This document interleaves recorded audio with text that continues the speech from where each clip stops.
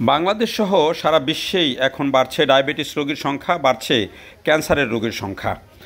আমি ফলের মধ্যে কেন এই তথ্যটা দিলাম, এর কারণ হচ্ছে যে এই ফলটার নাম হলো ননি ফল, এবং এই ননি ফল কিন্তু ডায়াবেটিস এবং ক্যান্সার দুটির জন্যই খুব উপকারী। এর বাইরে এই ননি ফলের প্রায় 150 রকমের ঔষধি গুণাগুণ রয়েছে।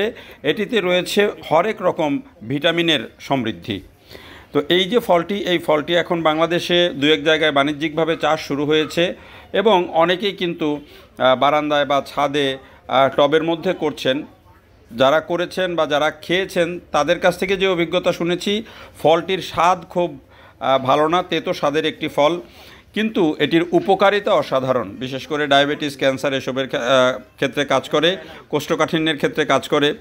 আরও বহু গুণাগুণ রয়েছে, যেটি আপনারা যদি একটু গুগল করেন বা একটু বিশেষজ্ঞদের মতামত ভিডিও দেখেন তাহলে বুঝবেন যে এটি খুবই কার্যকর একটি ফল, এবং এ কারণে কিন্তু ফলটির চাষ এবং চাহিদা বাড়ছে। অনেকে বাণিজ্যিকভাবে করছেন, এবং খুব বড় যে যত্নের প্রয়োজন হয় তাও না। এই যে এটি কিন্তু 12 মাস ধরে, দেখেন একদিকে ফল পেকে গেছে আর একদিকে ফুল আসছে, আবার ছোট ফল আছে। তো এই ফলটি একটি দুটি গাছ আপনি চাইলে নিজের বারান্দায় বা ছাদে করতে পারেন, বাড়ির আঙিনাতেও করতে পারেন। বিশেষ করে গ্রামে যাদের বাড়ি, একটা দুইটা গাছ নিয়ে আগে যদি রোপণ করে দেখেন যে ফল হচ্ছে ভালো, তাহলে এটি পরবর্তীতে আপনি বাণিজ্যিকভাবেও করতে পারেন। কারণ এই ডায়াবেটিসের জন্য যেহেতু উপকার, আর ডায়াবেটিস বাংলাদেশ সহ গোটা বিশ্বেই বাড়ছে, ফলে এর চিকিৎসার জন্য অনেকেই এটি ব্যবহার করবেন।